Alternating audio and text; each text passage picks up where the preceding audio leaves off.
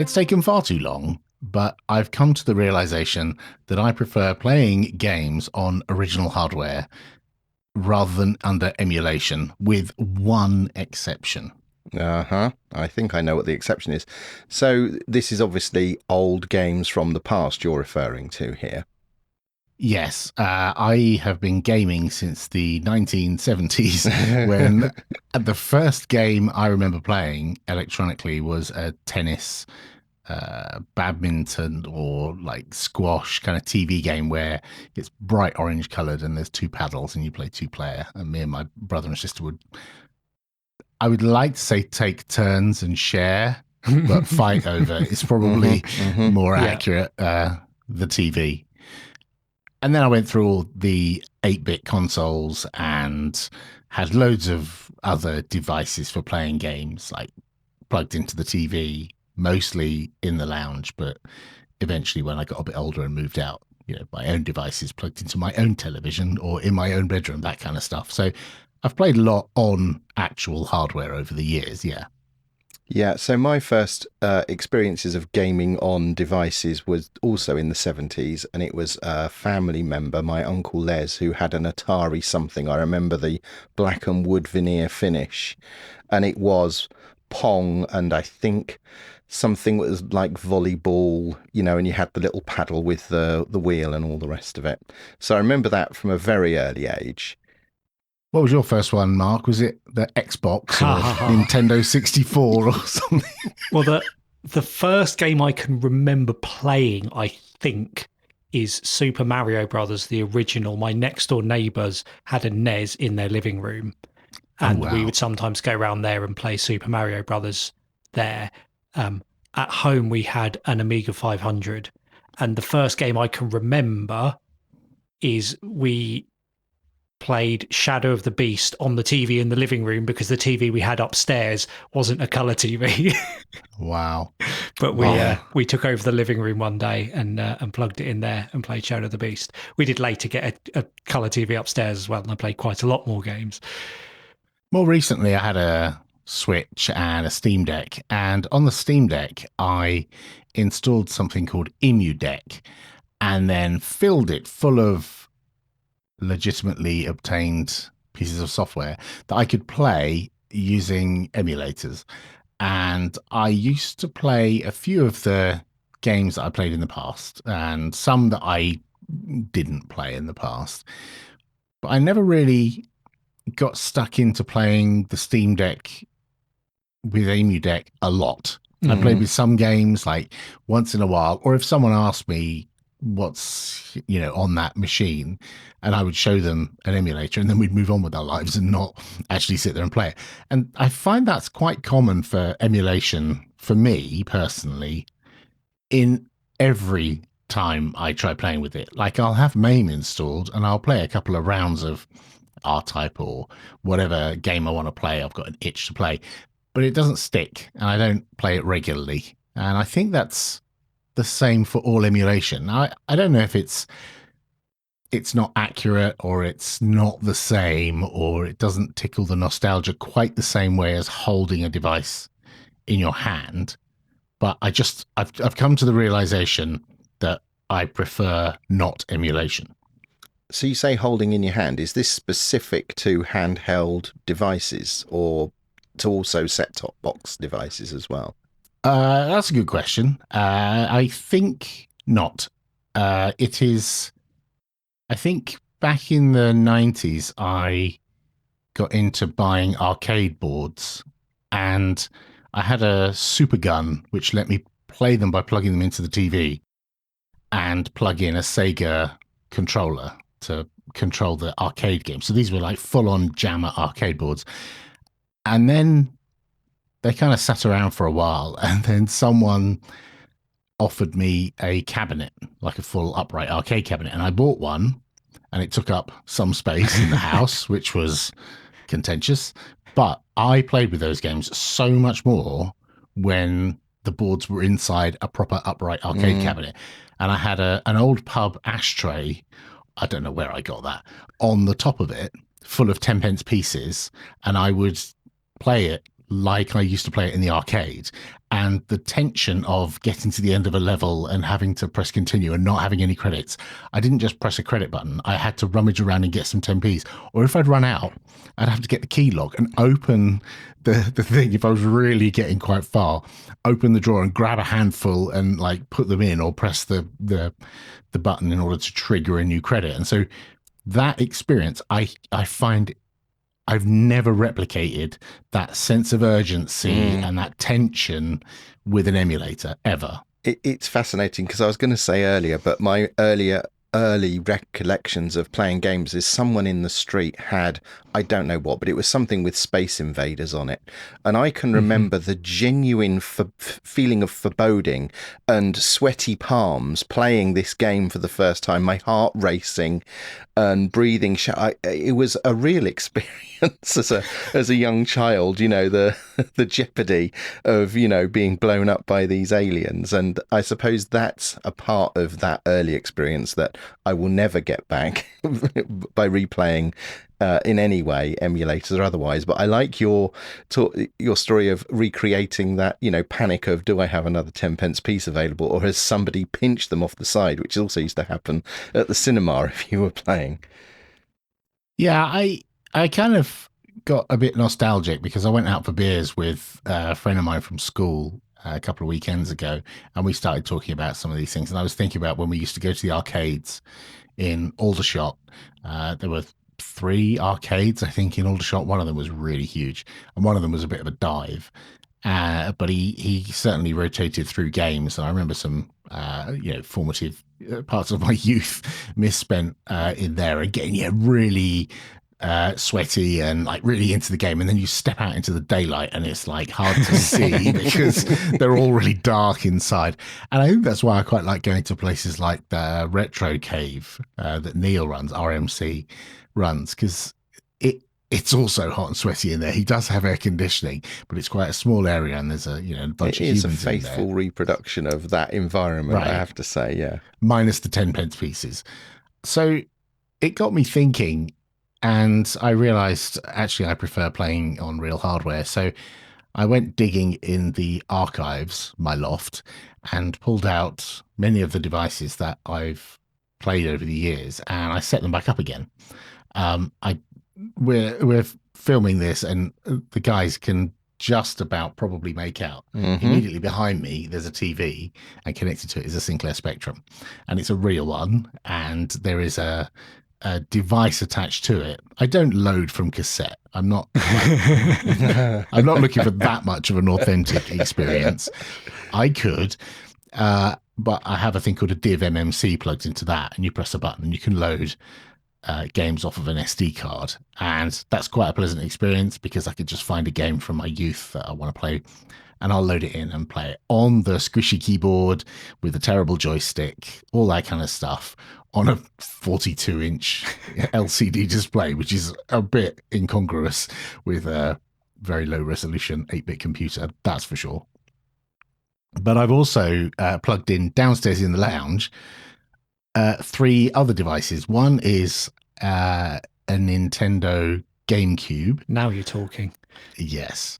And that one is also modded with a Raspberry Pi Pico and a little board in the bottom, which is an interface to, guess what, an SD card, a micro SD card that contains files. And when you boot the thing up, you just pick one and it loads and it runs and you play that game. So the GameCube, if I remember correctly, it actually had an expansion port on the bottom that you could attach a thing to play Game Boy games. Is that what this device plugs into, or is it some other connector that you've added in? So, as I recall, there are 3 connectors on the bottom of the GameCube. There was a modem, a broadband adapter, and the other thing. Expansion port. Yeah, I can't remember which one it plugs into, but it's the smallest one. Right. I don't think it's the Ethernet one. Yeah. I think it's the smaller of the ones, and it plugs into this device that I purchased legitimately online, and plugged an SD card into it. I think, if I recall, I had to do a little bit of soldering inside, and the Pico is behind the front bezel where the game controllers plug in. So it's all hidden. You can't see anything. You just turn it on, plug a controller in, and off you go. It's great fun. All you need is to plug in some memory cards to be able to save your games Oh, yes. onto the memory cards. So I was going to say, do you think part of your enjoyment of playing on original hardware is the fact that you don't have the ability to just rifle through games really quickly? Because when you've got an emulator, if you sort of want to rage quit, it's very easy to do. But on the original things, you either had to wait a long time to load, or you had to like get up and walk over to the thing and change the cartridge. So you're probably inclined to continue playing for longer. But you don't find your speed loaders destroy that persistence of play. Not really. I think it's more playing on the original hardware with the original controllers is part of it. Like having the GameCube controller is an amazing controller. I love it. And similarly, the Wavebird controller is a great controller. And I also have a Wii down there, which is also somewhat modded and can also do the same thing of pop a menu up. And if I want to play any of the silly dancing about the room or tennis or stuff like that, there's some real classic party games on the Wii. And I thought, well, I'll set it up. So when the family say, oh, God, you got a Wii, do you remember? And I can say, yes. And then just load that game and they can play it. The Wii is a bit of a special case as well, because you can't really fully recreate that without the original controller. I mean, yes, you can set up an emulator and a sensor bar on a PC and use the original controller, but it's still got to be that. You can't just have any old gamepad or a keyboard and mouse and have the same experience. Yes, and this room isn't big enough for me to stand up and jump around and have another person in here jumping around. Like my PC is not in the lounge, and so I could do all of that, but it just wouldn't happen in my lounge because there's no PC down there.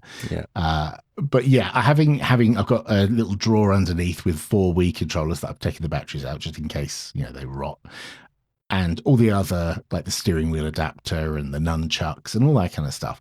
And it's just nice that it's there available and it's instantly able to load. So I don't have to worry about like DLC or software updates or any of that nonsense. I could just plug in. There's that is compelling as well because it's the same experience. And I also have an Ouya down there. Ouya is what it says when you turn it on, which is in some ways people would say a failed Kickstarter campaign. I wouldn't say it failed because it got into stores and people bought it, and then later they failed. And they got bought out by someone and it all disappeared. But it was a cracking little machine. It's a tiny, tiny little box that runs Android and came with some really weird controllers, but they're all right. And the reason I love that device is I have memories, really good memories of playing some of the games on it with my kids together. And some of those games were eventually ported across to Steam, and we played on a Steam computer PC as well. Like Towerfall was a really, really great multiplayer game when you're all sat in the same room. It's an amazing game. But there's a couple of weird, quirky games on there.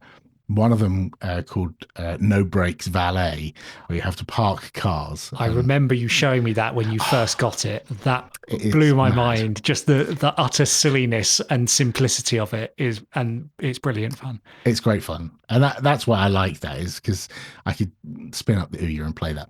And so I've got like these ways of playing these games. And one of them that I dug out recently was my Nintendo DS. And my Nintendo DS Lite has a card in it, which you can buy. It's called an R4 card, and other cards are available. There's one called an Ace card.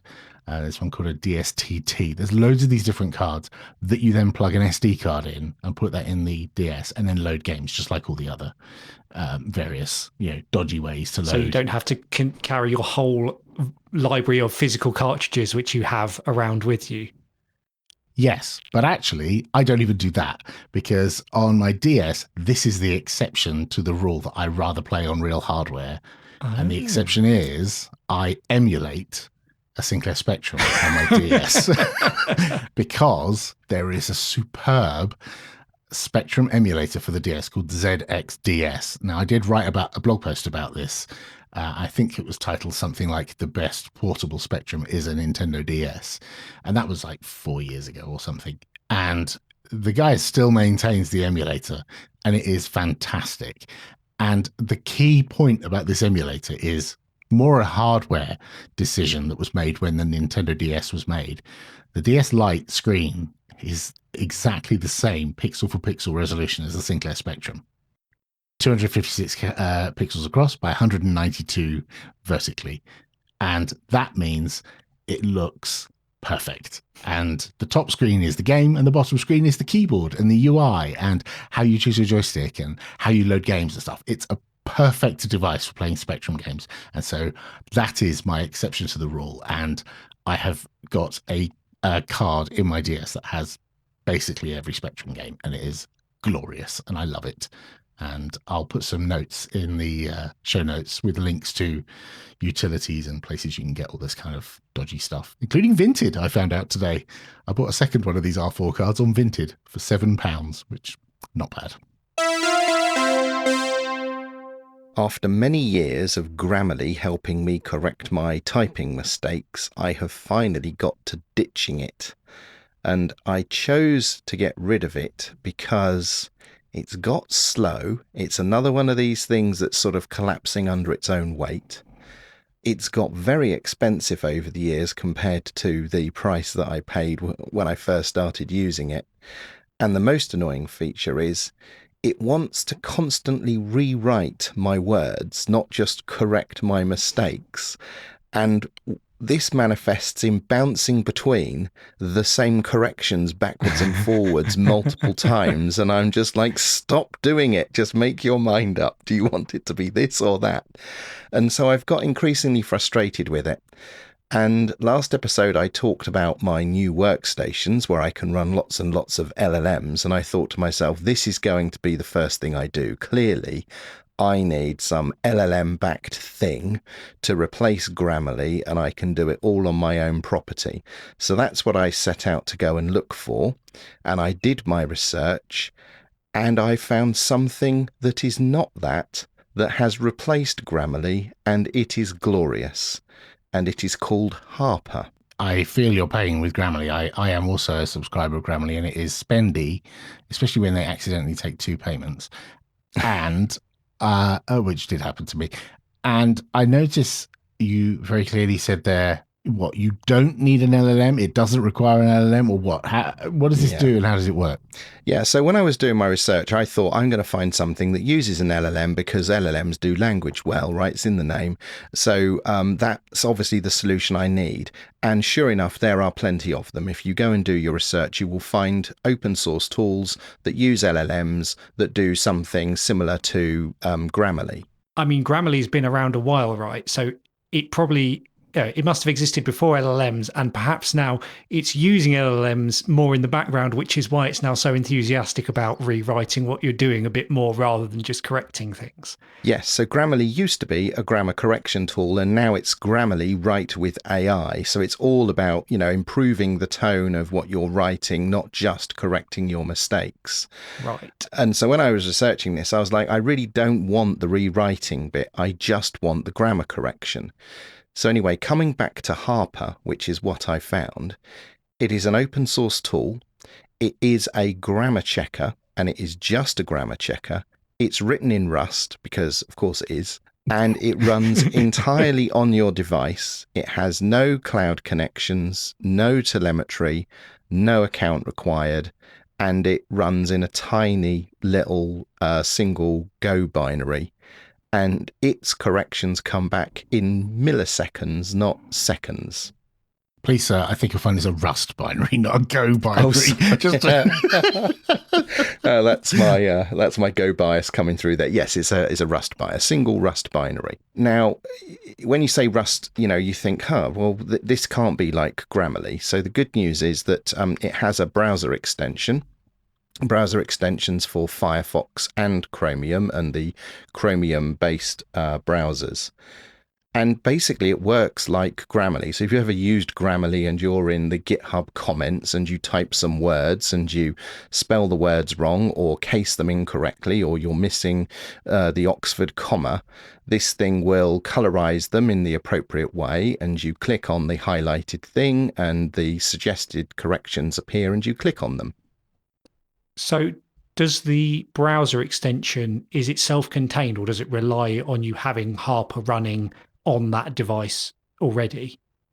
I'm not sure because I just installed Harper and the extension, so I can't answer that. It's possible. It's possible that it just runs in the browser extension because there is a thing called Harper JS, which is from the same project and is Harper implemented in TypeScript for you to embed in TypeScript projects. So it is possible that it is all running in the browser, but I don't know for sure. What I do know is it works really, really well. It's nice and quick. It just spots the grammar mistakes. It doesn't try to rewrite anything that you're doing. So it just corrects my fumbles and mistakes, which is exactly what I started using Grammarly for all those years ago. The upside of Harper is it works literally everywhere I need it, because the one thing that Grammarly didn't do for me is it didn't integrate with any of my code editors. So one of the places where I wanted Grammarly and it just simply didn't exist was when I'm writing documentation for the projects that I maintain. Mm-hmm. So the good news about Harper is that it's actually implemented as a language server. And then it has some thin extensions to integrate it into Z, VS Code, NeoVim, Emacs, Helix, and Sublime Text. So all of the places where I want to write, this thing is available. So how does that work as a language server? Is it then a language server for English? So if you're just writing a text file, your editor will use that as the language server, or does it plug in to whatever language you're writing as well? So it's a language server for things like markdown files, and it's email aware, and it's also a language server for code comments in a number of languages. So it kicks in when you're editing a text file that it supports, or code comment regions in a language that it knows how to process code comments for. And I've seen it do this as I've been editing things. It's pointed out grammar mistakes in my comments recently. And so I think this is fantastic. And because it's an LSP, if you want to use it in anywhere that it doesn't have like an added extension where it's got things like, gutter markers and stuff like that, then it will still work as a language server anywhere that, an LSP is supported. So that means that you'd get just like a suggestion, like you would get a code completion suggestion, it would give you a grammar completion suggestion. Correct. Yeah. So it looks like, having just done a bit of digging on the website and downloading it and installing the Chrome extension, the Chrome extension is Harper.js, and the downloadable CLI is like a separate thing. So you can just have the Chrome extension and then everything you do in the browser. Right.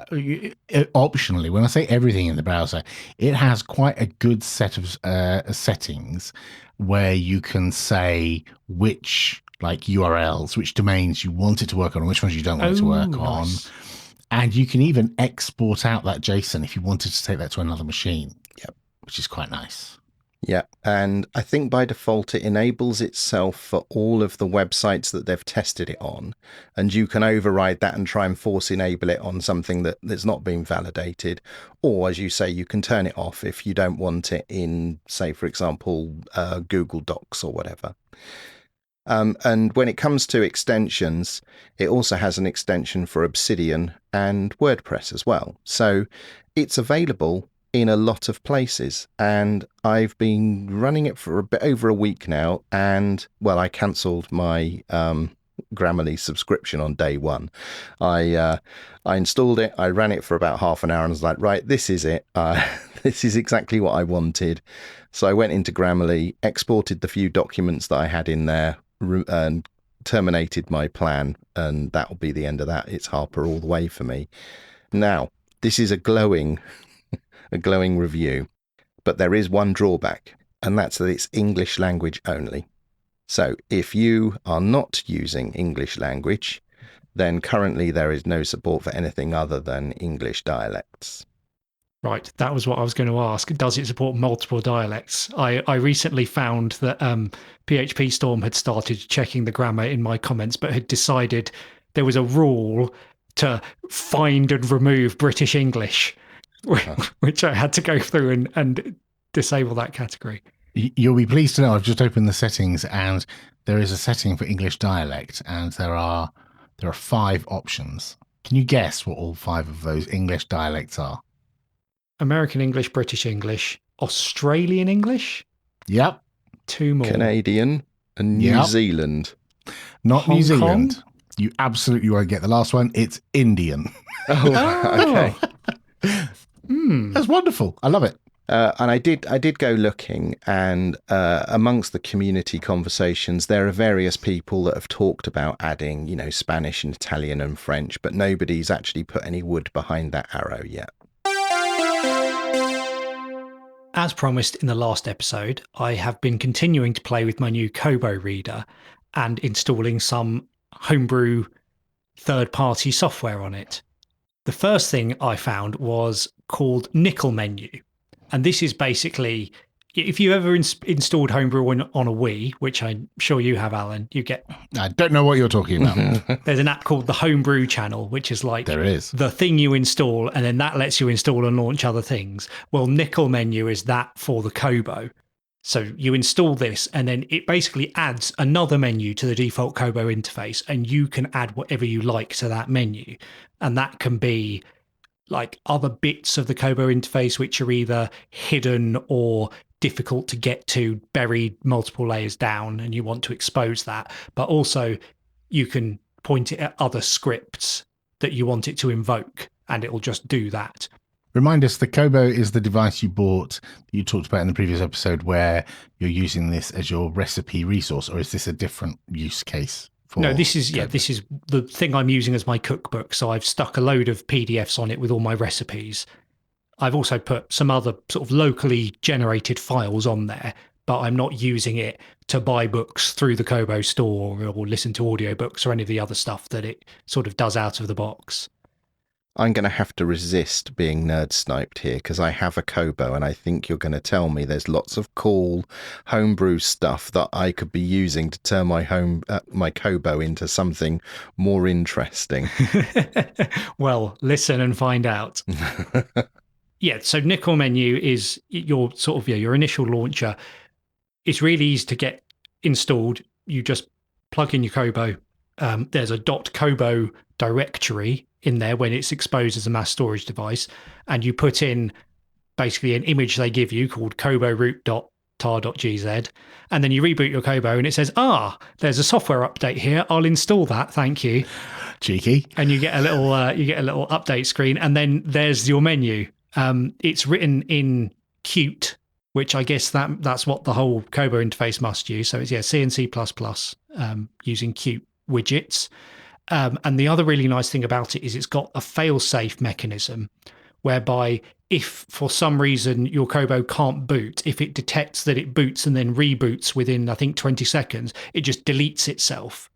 So if it's causing any problems, it just gets out of the way and then lets it sort of reset back to normal so that you can't accidentally brick your device, which is really Wow. neat. That is a bit of developer love right there, isn't it? Yeah. So with this installed, I then went looking for what else I can do with it. And the thing I found, which was absolutely perfect for my use case, is called KO Reader. And this is a full custom reader interface for reading files, ebooks, PDFs, EPUBs, HTML, whatever. Not just on the Kobo, I found, which I thought was really interesting. It can also run on the Kindle and on Nooks and on other e-reader devices. So it's portable. It's written in Lua, in fact, which I thought might pique your interest, Martin. Yeah, that's one of my favourites, Lure and Go. Yeah. So for my use case where all I'm doing is reading local files, this is absolutely brilliant, because when you're doing what I'm doing with the Kobo interface, it's still trying to get you to go to the Kobo store and see what else is in your Kobo account. I've got some audio books, which I bought previously before I moved to using Libro.fm. And so it shows me them, but I don't want that on there. I'm only reading local files. So having a reader which is just dedicated to that, it's also got lots of settings. You can fiddle with the font settings. You can fiddle with the lock screen. Lots of nice ways of configuring it. So I actually have it so if it locks, it just stays on the current page. So if I've got it there sat in the kitchen and it goes to sleep, I don't then go, oh, now I've got to unlock it and then find the file. It's just there. It's just turn the backlight off, which is really nice. I was surprised that when you said it works on Kindle and other devices. I presume that requires some kind of like hacking or something. I don't really care about, but I was interested to see it's also available for the Remarkable, the gigantic, very expensive high-end thing, and there's Android devices and Linux desktop as well. There's an app image in their releases folder. Is available for loads of things. Yeah.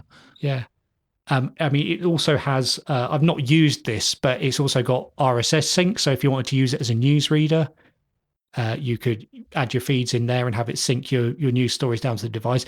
It even has an SSH server. So you can turn that on, and then you've got root SSH into your Kobo.